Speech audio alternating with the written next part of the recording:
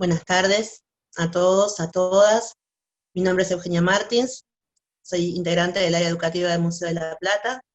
Quiero agradecer primero a todas las instituciones que hicieron posible este seminario tan importante y tan necesario, y especialmente al CELEI por la invitación que me hizo de participar con mucho gusto. Hoy quiero compartir con ustedes algunas reflexiones en torno a los museos y la inclusión, y la potencia de la plurisensorialidad. Mucho de lo que voy a compartir con ustedes tiene su origen en mi trabajo en el Museo de La Plata, como guía, como integrante del área educativa, como les contaba, y también en mi condición de antropóloga.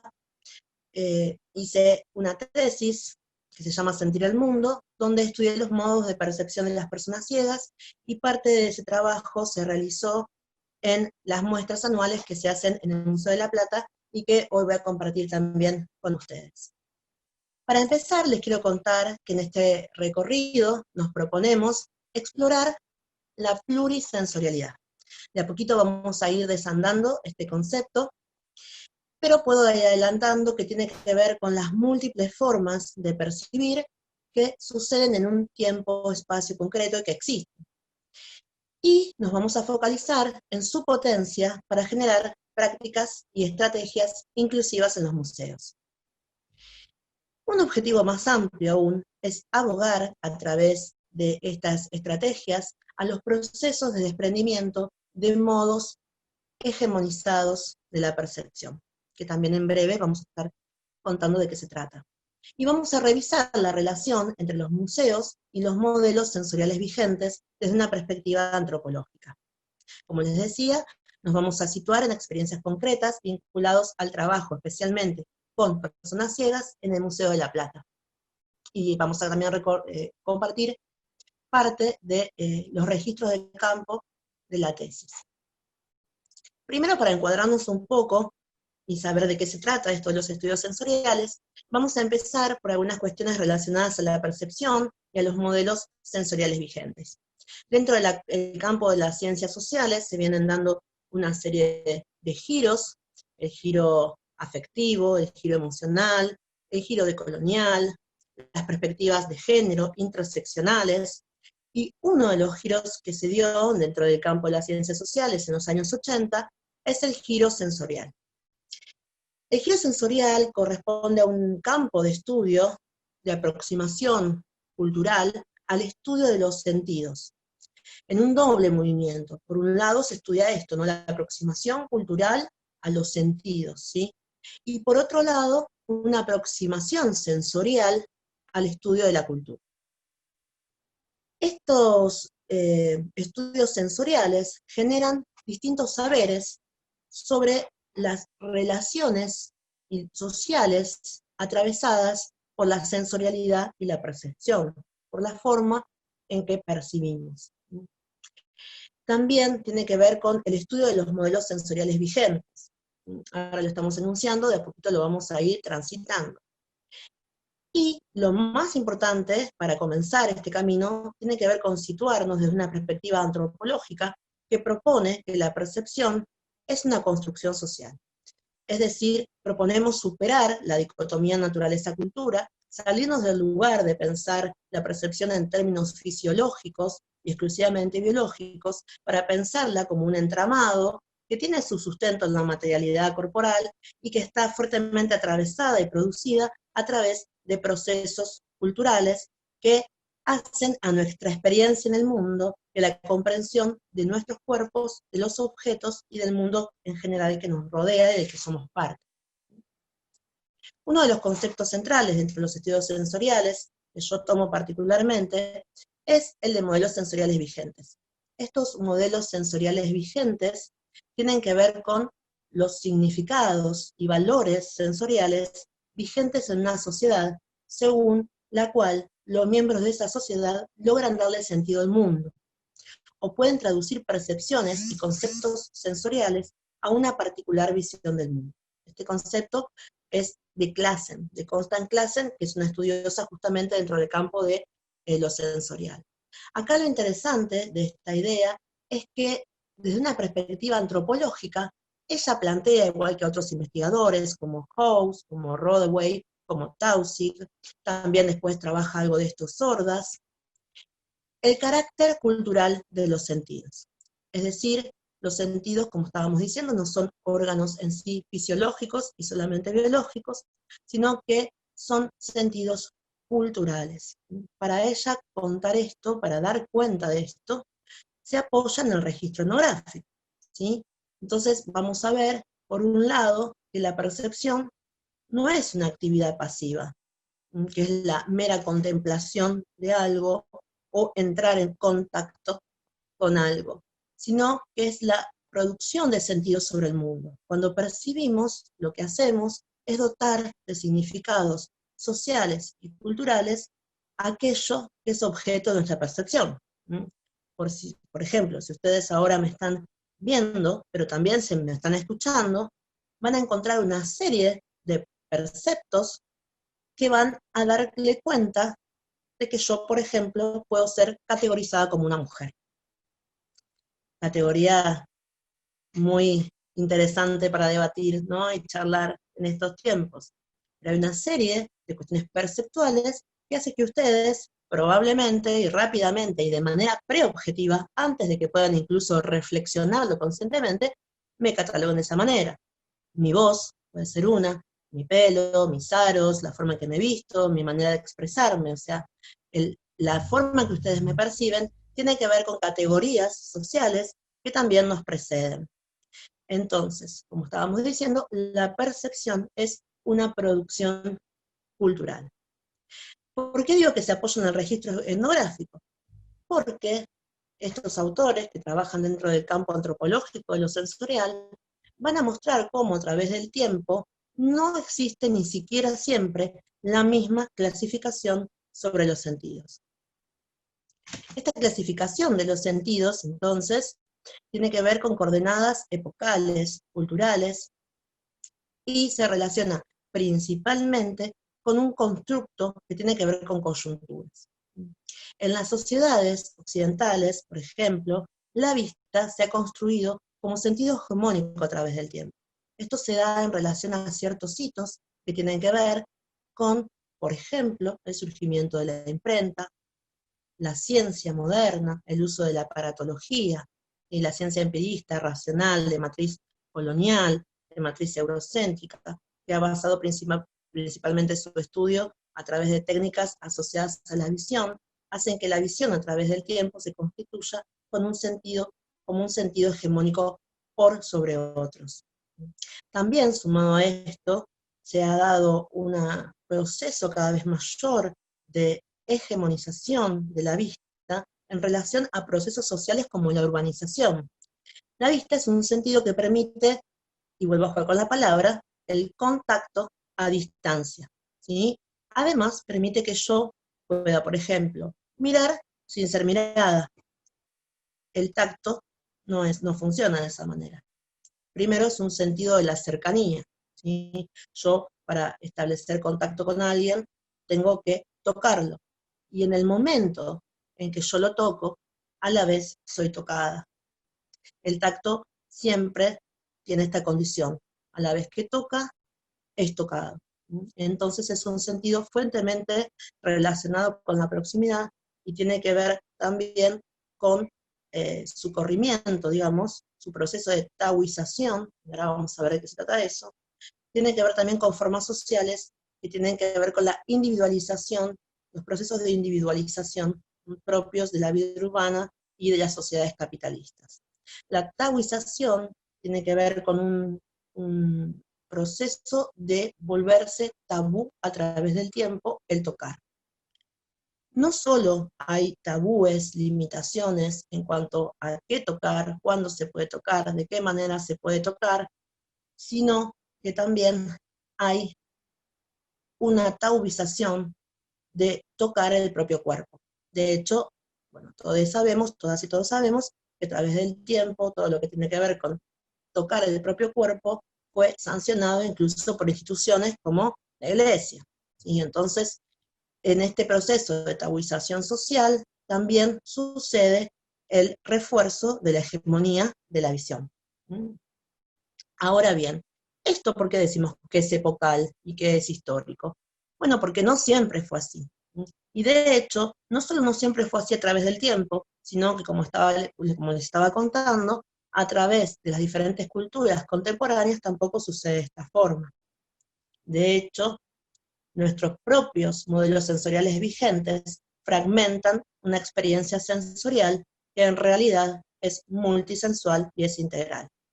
Los 5 sentidos como tales no existen, son una clasificación dentro de muchas de las posibles. Hay culturas, por ejemplo, donde el tacto no se separa del sabor o del gusto, o se consideran otros sentidos. La respiración, por ejemplo, en la India es considerada un sentido.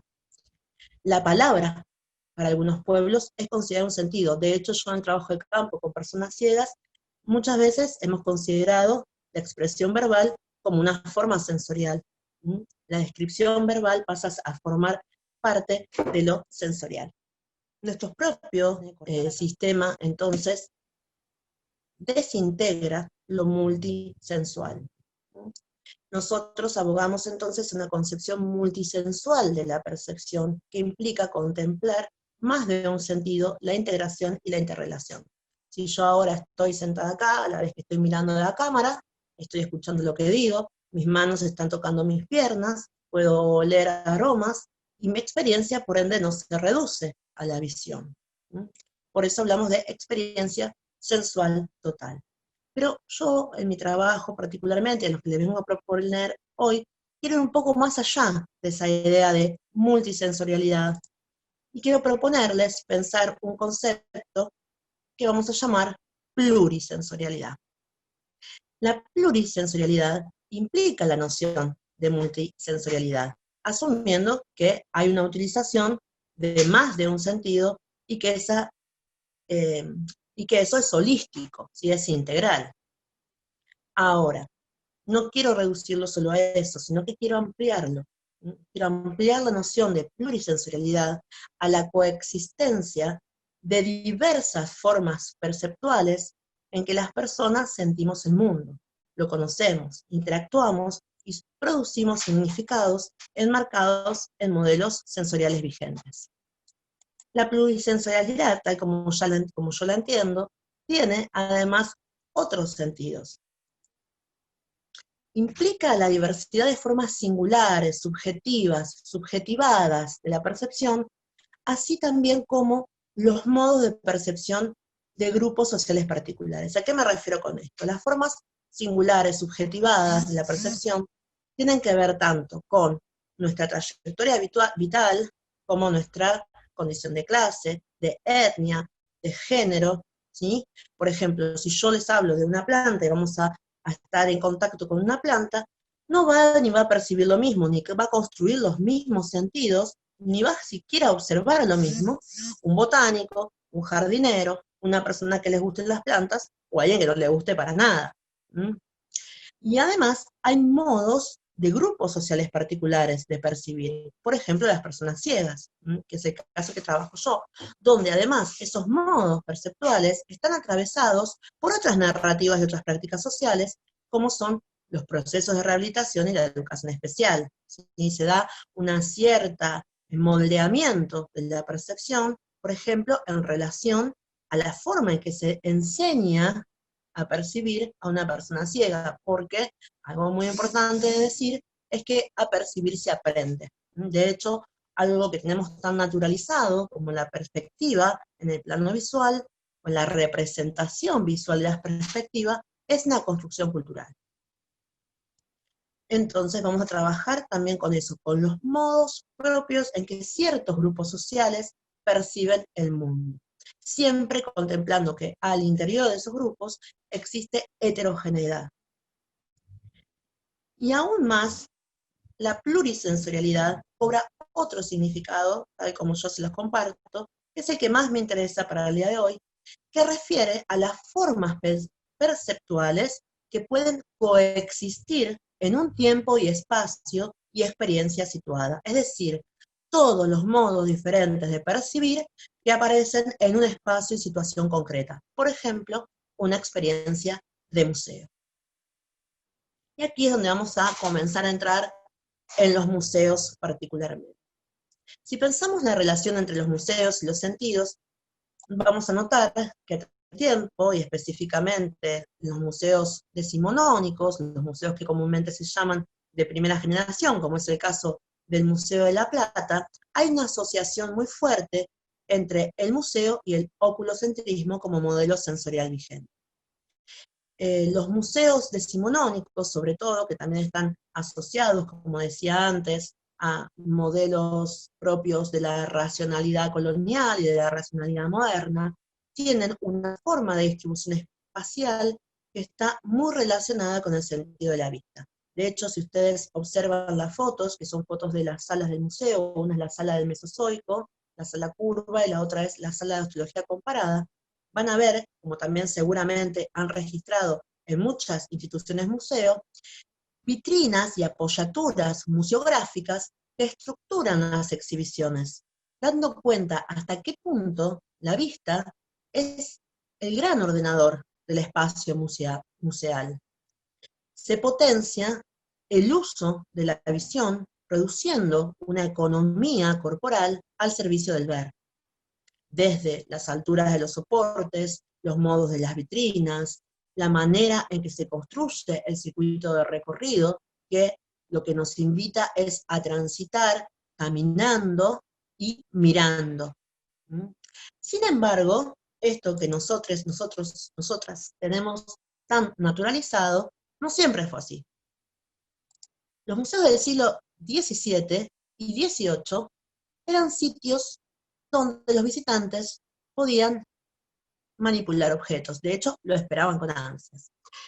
¿Por qué? Porque en ese momento, si bien había ya un proceso, obviamente, de visualización muy importante, porque como les decía, comienza más o menos en relación al origen de la imprenta, donde se sitúa, por lo menos, o sea, estamos hablando de mitades del 1400, sin embargo, en este momento, había una cuestión en los museos que se consideraba que manipular objetos podía generar emociones. Si bien no lo ha dicho con estas palabras, seguramente, sí se pensaba que la cercanía con el objeto, la manipulación, el tocarlo, el poder inclusive olerlo, generaba proximidad a aquella persona con la que él lo había encontrado o lo había desarrollado, si fuera un objeto cultural, por ejemplo.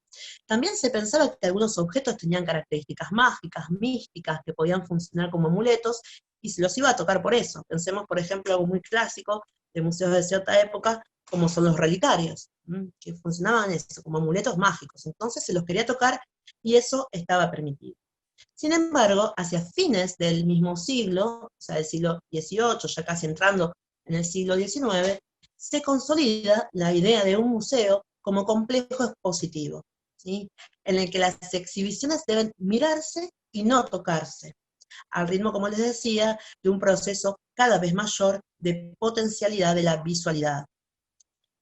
Elías, que es un autor muy interesante que trabaja el tema, habla de placer ocular para referirse a la que puede saltar, no se puede hablar muy fuerte, y sobre todo se puede mirar, contemplar, observar. Inclusive también se promueve la lejanía a la pieza, no solo está atravesada por el cristal o por el vidrio que la contiene, sino que muchas veces hay barandas que lo que hacen obviamente es distanciarnos del acervo. Todo esto se da, como decía, en un creciente proceso social de taoización del tacto y un fortalecimiento del consumo icónico. Y la práctica de manipulación de las piezas museales queda a cargo de especialistas. Esto lo podemos ver en los museos hoy. Cuando uno o una quiere trabajar con objetos, bueno, la verdad que hay bastante resistencia en algunos sectores para poder trabajar con piezas. Y en general, piezas originales son muy pocas las que se pueden tocar, y tienen que ser muy estudiados cuáles se tocan por procesos de conservación, de cuidado y demás.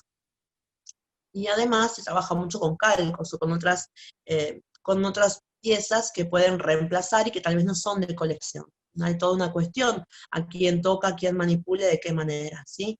Desde las cuestiones de cuidado hasta cuestiones legales que tienen que ver con el acervo y que no salga del lugar y bueno, demás circunstancias. Como les decía, estas modificaciones que se vienen dando en los museos tienen un fuerte punto de inflexión, que, bueno, todos y todas los que estamos en museos los conocemos, y es muy paradigmático, que es en la segunda mitad del siglo XX. En el siglo XX se desarrolla lo que es la nueva museología, de la mano principalmente de las teorías de la comunicación, y tiene un fuerte impacto en los museos, generando distintos espacios, estrategias, propuestas, e inclusive el nacimiento de áreas educativas, el fortalecimiento de los servicios de guía, y de toda forma de comunicación de las ciencias hasta el día de hoy. Si bien hoy estamos planteando ya otros modelos museales, como la museología social, los museos participativos, los museos comunitarios, la marca indeleble de la nueva museología permanece, perdura y moldea nuestras prácticas fuertemente. En nuestro caso, en el Museo de La Plata, esto impacta alrededor más o menos de finales de la década del 90, sobre todo a principios del 2000, y fuertemente en el 2007, cuando se constituye el área educativa del Museo de La Plata. Y comenzamos a hablar, en ese momento, de educación en museos, como prácticas propias de enseñanza y de aprendizaje situados y contextuales, donde la forma de acceso al patrimonio está muy relacionado con la presentación que se hace en él. ¿Por qué focalizamos en lo contextual y lo situado? Bueno, porque es lo que permite trabajar con la materialidad de las piezas, temas centrales que consideramos desde nuestra intención pedagógica como valiosos para compartir con otros. Y a partir de los objetos, por ejemplo, podemos trabajar temas tan interesantes y centrales para la humanidad como las formas en que se produce el alimento, los cambios climáticos, las extinciones, y una variedad de temas, en nuestro caso, que están asociados a las disciplinas de nuestra institución. Las prácticas entonces de educación en el museo se vuelven mucho más cotidianas, relacionadas con una creciente democratización, o por lo menos la idea de democratización del espacio museal y la popularización de las ciencias, diríamos hoy. Ahora, volviendo al tema de la relación entre los museos y las sensorialidades, podemos decir que en toda esta última etapa, a partir más o menos de, ya entrado, les diría, el siglo XXI, comienza a hablarse del potencial sensorial de los museos nuevamente. ¿Por qué? Porque la nueva museología había traído esta idea de ampliar las comunidades, de cómo llegar a otros públicos, de cómo poder tener otras formas de comunicación, y es ahí donde lo sensorial, muchos años después, como ven igual, también se complementa, ¿sí?, en relación a ello, y se empieza a hablar a partir más o menos del 2017, 18, 19, o sea, muy recientemente, de una museología sensorial, de la cual muchos de nosotros sin querer venimos participando, sin tener ese nombre, pero venimos haciéndola en la práctica con todos sus devenires, resistencias y dificultades, pero por sobre todo su potencia y lo que genera positivo en las instituciones y en la comunidad. Tal como yo entiendo las propuestas de pensar en una museología sensorial, esta requeriría producir el cruce entre categorías analíticas que ya fui nombrando. Por un lado, entender los modelos sensoriales vigentes. Por otro lado, comprender modalidades perceptuales particulares de personas, de grupos. Y por otro lado, ponerlo en clave de las transformaciones que los espacios museales vienen transitando en los modos de gestionar su vínculo con la comunidad y con los y las visitantes. ¿Qué nos permite la museología sensorial? Permite conocer, comprender, explicar y por sobre todo poder proyectar e intervenir en prácticas museales concretas. Y creo que esto es una de las cosas que a mí me resulta más atractiva de estas estrategias y marcos teóricos metodológicos de trabajo, porque a veces, como en muchos órdenes de la vida, cuesta el hacer, la práctica y el territorio. Entonces, esto nos da estrategias concretas para poder trabajar en el espacio museal en clave de inclusión. Lo que les comparto a continuación es la fachada del Museo de La Plata, porque vamos a adentrarnos puntualmente en las experiencias educativas que generamos en esta institución. Bueno, si la observan, algunos tal vez lo conozcan, es un museo que está situado en la ciudad de La Plata, en la provincia de Buenos Aires, en la República Argentina. Está emplazado en un bosque muy lindo, precioso. Es uno de los paseos turísticos más importantes y emblemáticos de la ciudad, y pertenece además a la Universidad Nacional de La Plata. Es un museo que se fundó en el año 1889, responde a lo que hablábamos antes, de un modelo fuertemente oculocentrista.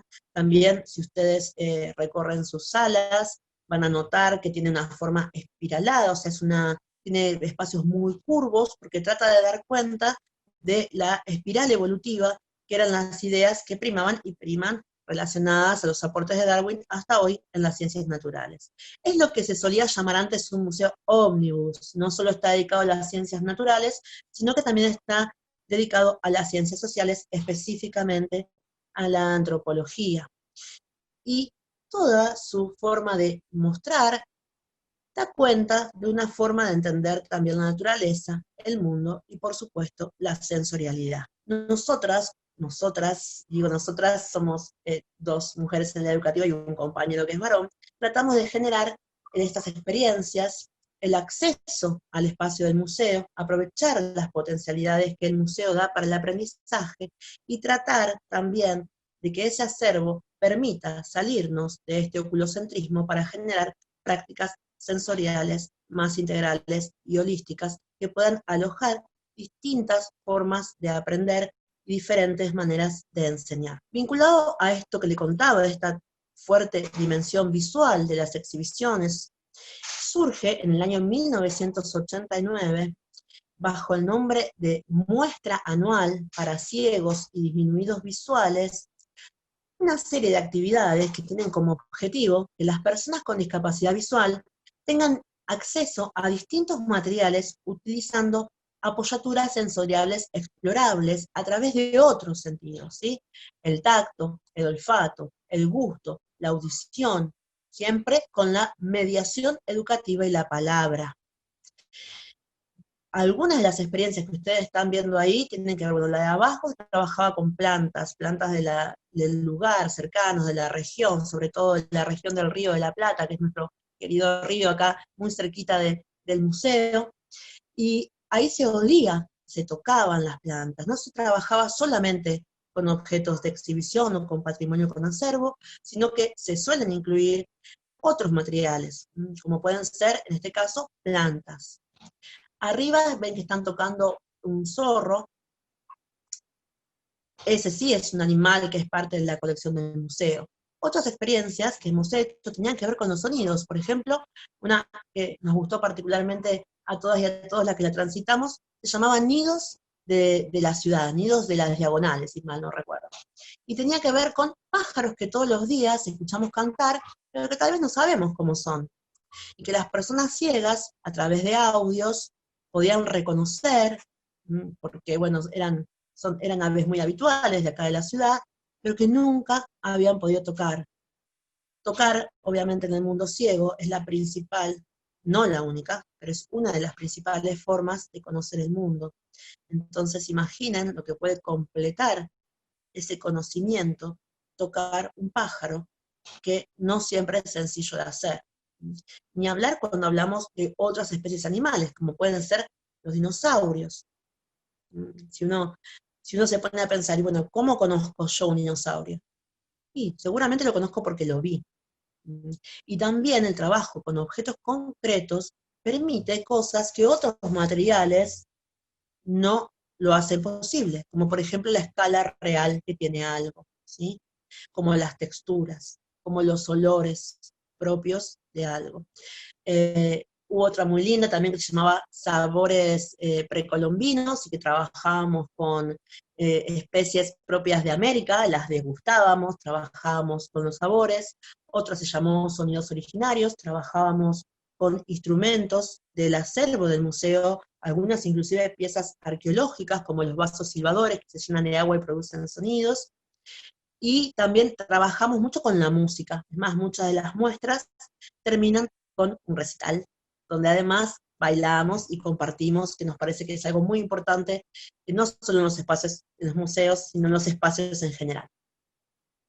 Esta muestra anual, que como les decía, comienza en 1989, va cambiando a través del tiempo, hasta que en el 2014 deja de llamarse Muestra Anual para Ciegos y Disminuidos Visuales. Y esto tiene una historia. la muestra se empieza a abrir a otros colectivos de personas que por alguna situación particular requieren particularidades en el trabajo del material. Y esta inquietud surge de nuestros propios y propias compañeras del museo, ¿sí? Se acerca una compañera que nos cuenta que ya participa en un taller de Parkinson, que le gustaría venir, pero que es muy difícil seguir las visitas guiadas por los tipos de movimientos que se requieren, o sea, los grupos con Parkinson, las personas con Parkinson requieren tal vez sentarse o hacer las visitas en algún horario del día donde hayan tomado la medicación y eso les permite poder transitarla con mayor comodidad, así como también algunas cuestiones que tienen que ver con la escucha, y con lo que desea hacer el otro en el espacio del museo y con lo que le gusta hacer. Luego de eso, de esa experiencia que fue muy acotada, me tocó guiar a mí, fue una experiencia maravillosa. Luego de eso se acercó otra compañera. Ya, cuando habíamos hecho la visita ya dijimos, bueno, esto lo vamos a repetir el año que viene, y ahí empezamos a cuestionar esta idea de la muestra anual para ciegos, pero después también se acercó una compañera que su hijo está diagnosticado dentro del espectro autista y requería otras temporalidades, requería trabajos con anticipaciones, saber a qué tipo de espacio iban a ir, qué se iba a tocar, acotar la cantidad de materiales. Y eso representó un nuevo desafío y un aprendizaje para todos y todas. Porque empezamos no solo a pensar en cómo hacer la muestra, sino también que empezamos a formarnos en estos temas para poder mejorar nuestras propuestas y ajustarlas a lo que realmente se necesitaba. Es importante aclarar que siempre, siempre trabajamos con los colectivos que son destinatarios de nuestras muestras. Desde el inicio en la muestra anual trabajamos con la biblioteca Braille y Parlante, y ahora también se llama digital, de la provincia de Buenos Aires, que es el lugar donde yo realicé el trabajo etnográfico para la tesis, no solo en lo que podría ser evidente, miren qué palabra, como por ejemplo la cartelería en braille, sino por algo que en este momento estamos todos los museos luchando fuertemente, que es desde el inicio mismo de las muestras, la selección de material, los temas que interesa tratar, los modos de presentación de ese material, partiendo de la base que no hay nadie mejor que una persona ciega para saber la manera en que un material puede ser presentado. Y que eso requiere eso requiere además el trabajo con profesionales que estamos formados en la mediación del patrimonio cultural. Entonces, en esa convivencia se generan las muestras. Y ahí trabajamos también, bueno, con mamás y papás de nenes y nenas dentro del espectro autista, también trabajamos con psicólogas, con maestras, que no solo nos ponemos de acuerdo en qué tipo de muestra queremos generar, sino que además nos capacitan en temas particulares relativos al trabajo con grupos sociales particulares. Entonces, la muestra anual, desde el año 2014, ya no se llama más muestra anual para ciegos y audiovisuales, sino que se pasa a llamar muestra anual.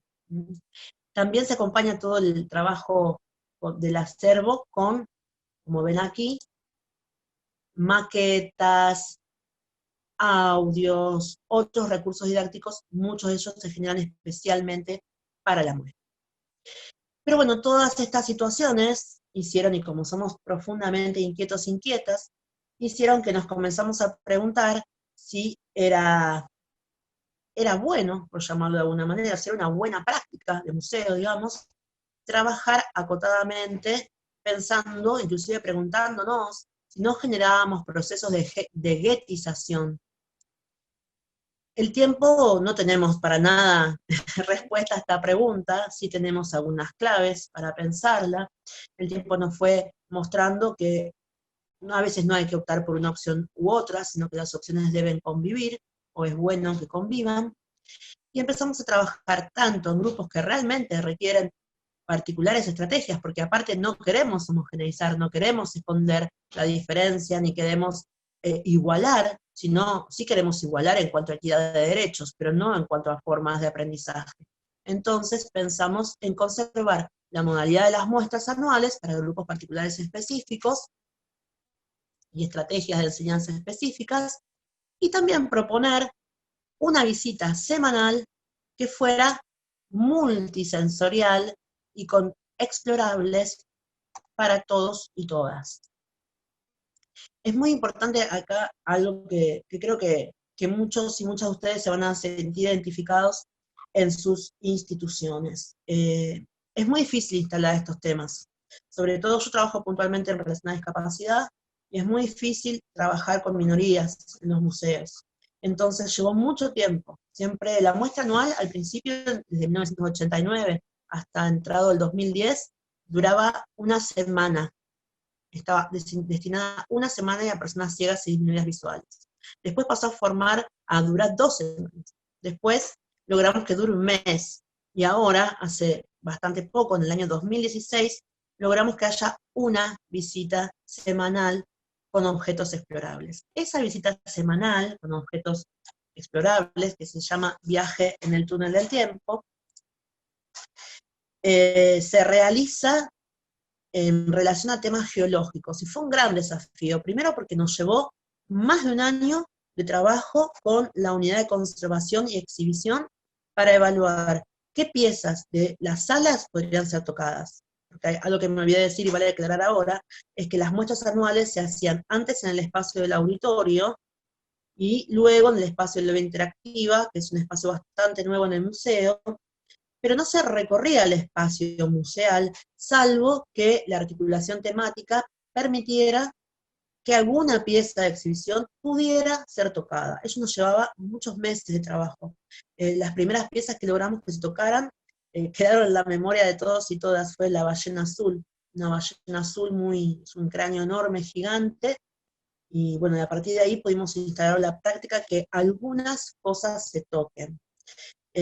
Luego de eso, entonces, les decía, llevó más de un año y medio estudiar en qué condiciones estaban los materiales para ser tocados.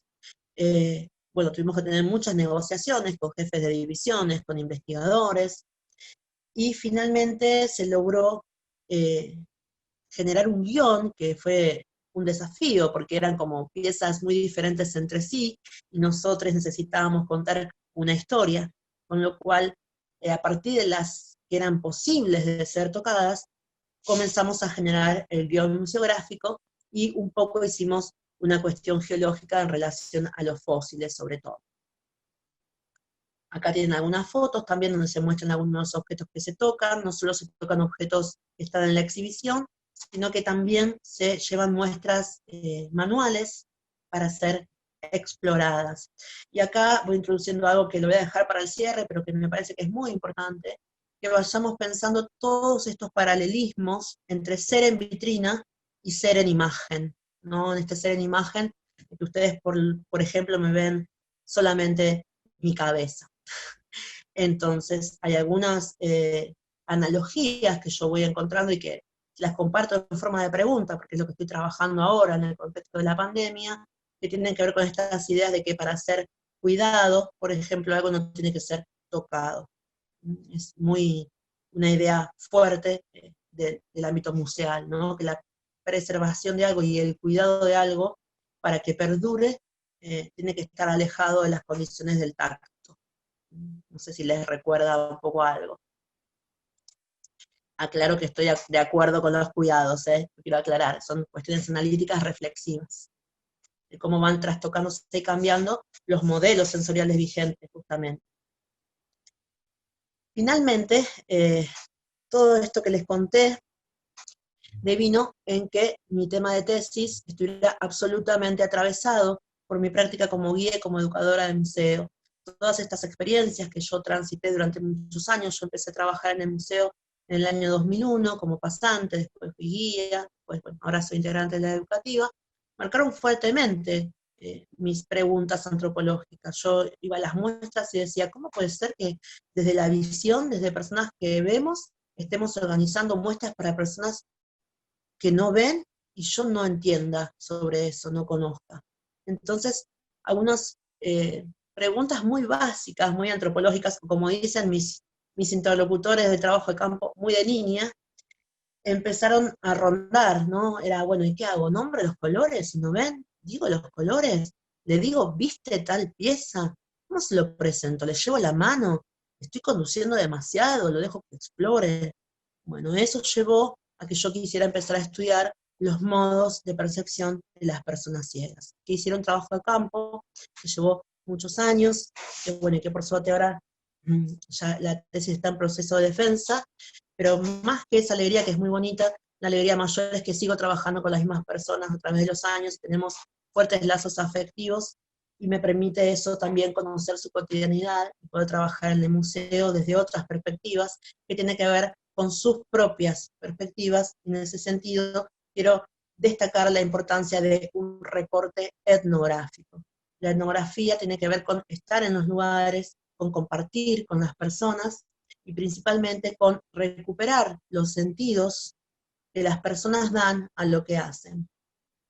Entonces, lo que les voy a compartir a continuación son fragmentos de entrevistas que yo realicé en el curso del trabajo de campo, donde las personas me contaban alguna cuestión relacionada a su experiencia en la muestra anual. Lo que hicimos fue organizar un grupo focal. ¿Y por qué digo hicimos? Porque yo estaba terminando mi trabajo de campo, tenía ganas de explorar particularmente la muestra anual, qué sucedió con la muestra anual, y se me ocurrió hacer un grupo focal. Y se lo comenté a dos de las chicas que trabajan en la Biblioteca Braille, y la verdad es que lo organizaron ellas. Les alegró mucho, les gustó mucho la idea de compartir esas experiencias, y el grupo focal lo organizaron ellas, y bueno, yo me dediqué principalmente a generar las preguntas disparadoras, y luego el diálogo tomó su curso. Entonces lo que les decía, lo que les voy a compartir, tiene que ver con registros etnográficos que comentan qué sucede, a qué le sucede a las personas ciegas con la muestra anual y con la posibilidad de tocar los objetos, de olerlos, de degustarlos, de sopesarlos. Hay toda una práctica corporal diferencial en ver que en tocar.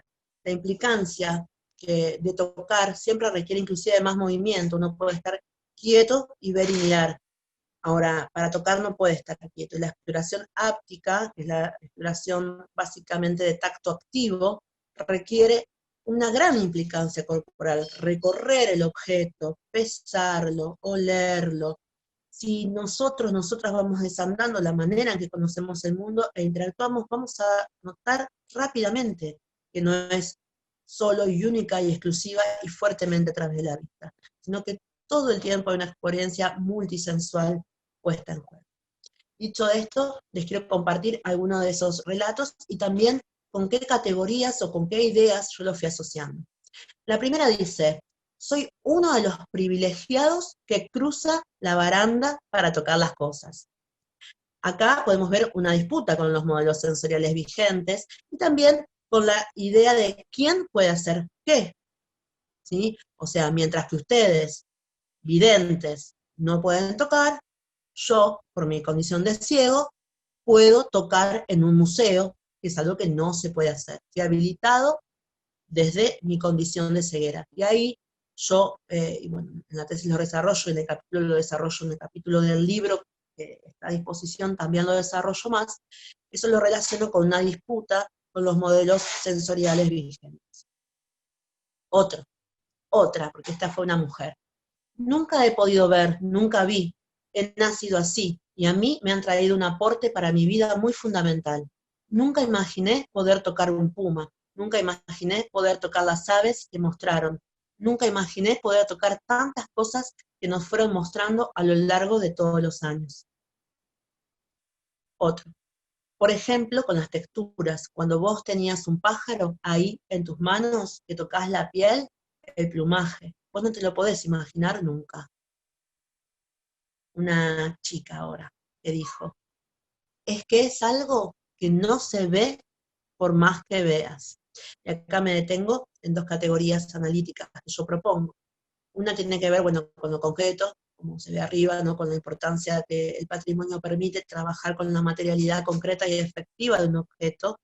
Por ejemplo, esto, ¿no? Un plumaje que no puede ser imaginado en cuanto a su sensación táctil, debe ser tocado, o un tamaño, o una escala. Y más llamativo es cuando nos damos cuenta que a veces podemos conocer cosas que no se ven.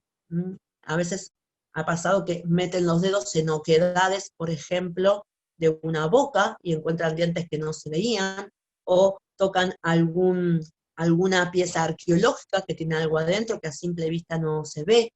Entonces también empieza a tomar vuelo esta cuestión de otros sentidos que aportan a completar una visión más integral, una visión no, un conocimiento más integral del mundo. Otra frase, y para tomar una dimensión real tenés que tocarlo, que va en sintonía con lo que le comentaba recién.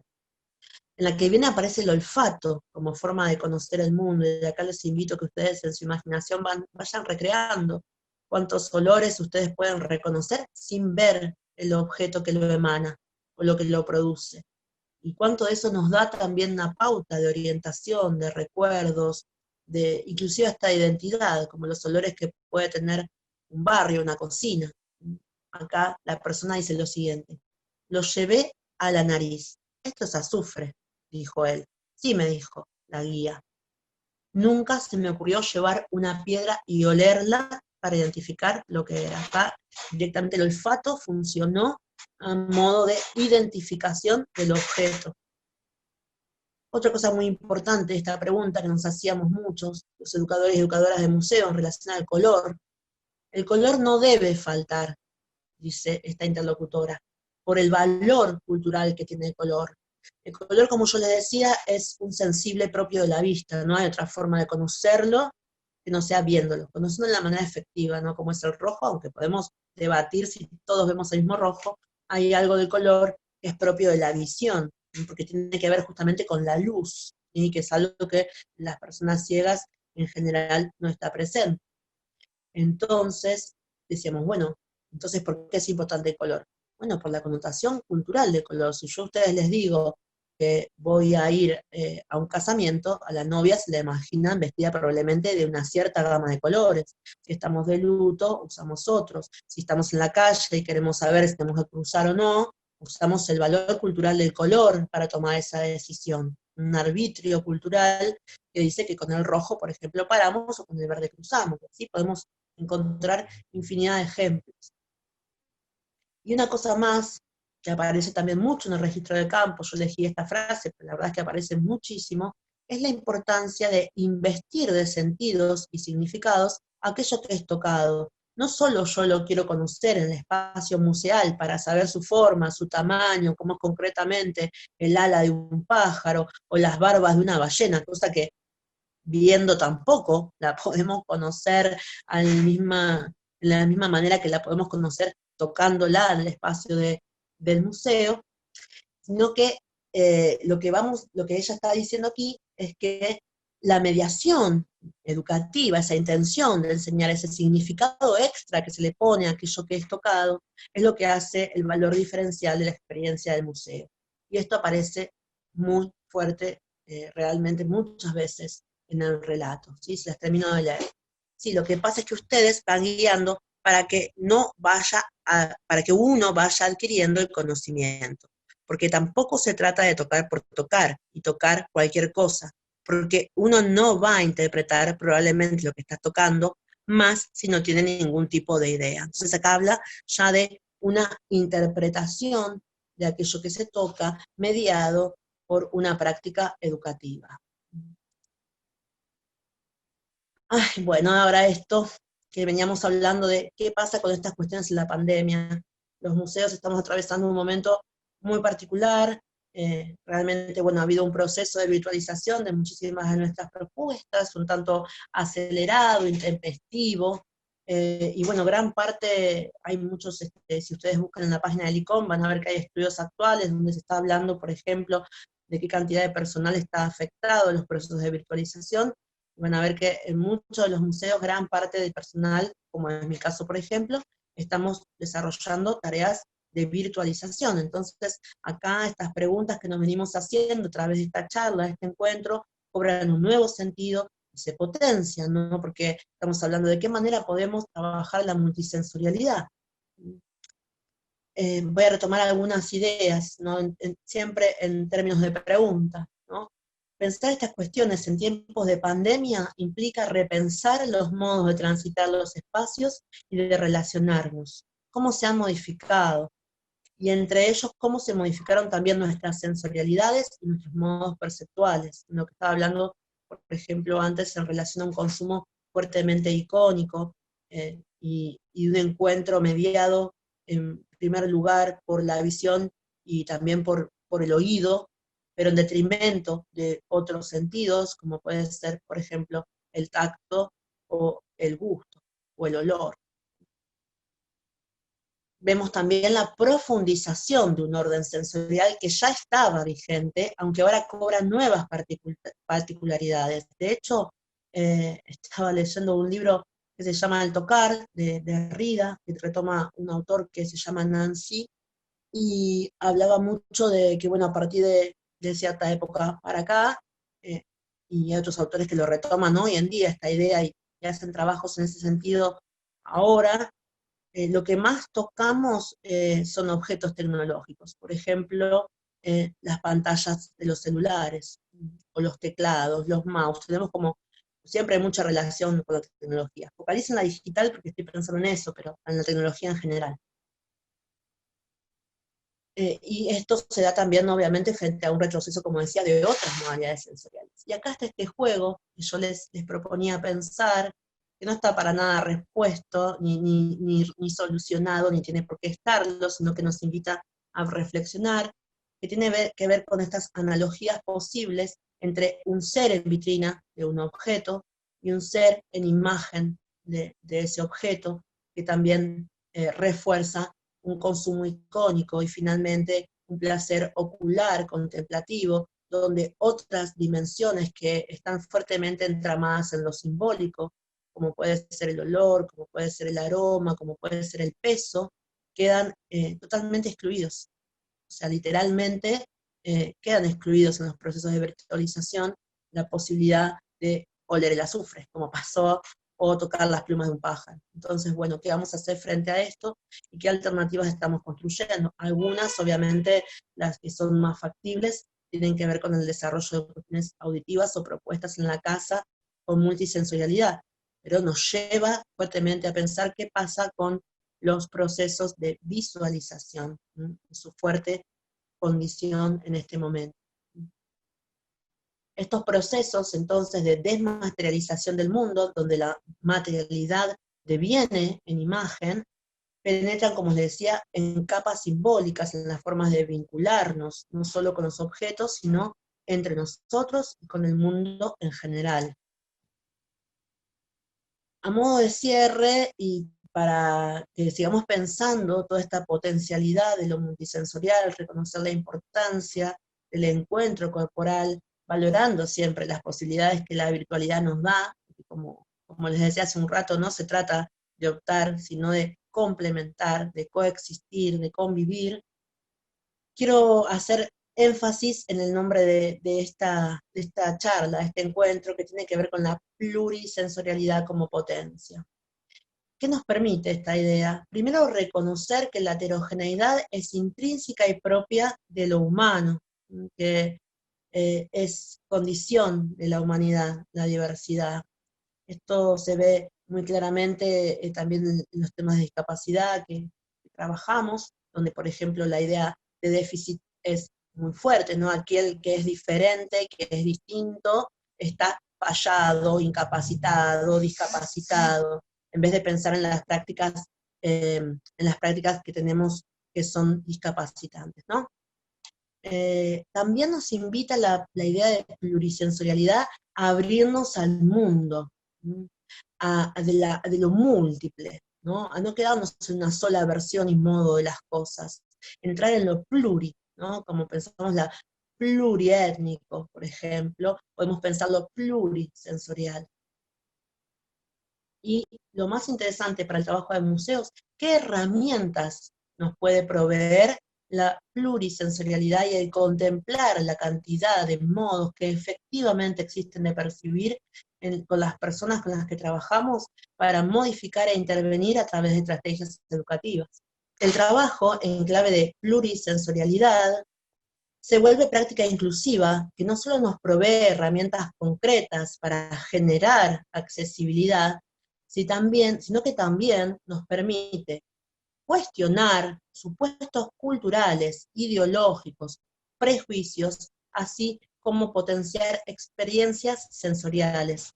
¿Por qué digo esto que también nos permite cuestionar supuestos culturales, ideológicos y prejuicios? Primero, bueno, por esto que hablaba de la discapacidad, pensar que hay modos sensoriales que son mejores que otros, o sentidos más útiles que otros. Bueno, claramente no es así, sino que lo que sucede es que el entorno es discapacitante para ciertas modalidades sensoriales. Por otro lado, porque la percepción, como les decía antes, funciona a un nivel preobjetivo, requiere que nos detengamos a pensar en ella para poder reflexionarla.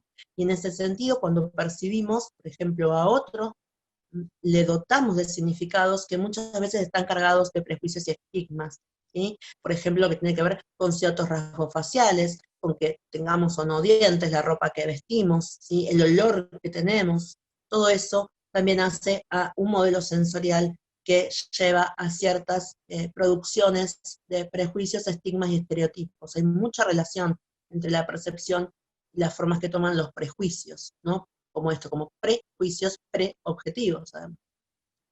Y finalmente, quiero cerrar con esta idea de que entender los modos efectivos en que las personas perciben implica finalmente reconocer posibles modos de desprendimiento epistémico de modos de mirar y hacer ser en el mundo. Y quizás es allí donde más a futuro me interesa la potencialidad de este enfoque. Bueno, quiero agradecerles su tiempo, quiero agradecerles otra vez la oportunidad de compartir nuestro trabajo, nuestras ideas, digo nuestras porque, bueno, me tocan encarnarlas a mí, pero realmente son producto de un proceso colectivo, y bueno, los esperamos en el Museo de La Plata, de las formas que tenemos disponibles ahora, y también dejo ahí mi contacto para quien quiera seguir manteniendo esta conversación. Buenas tardes y muchas gracias.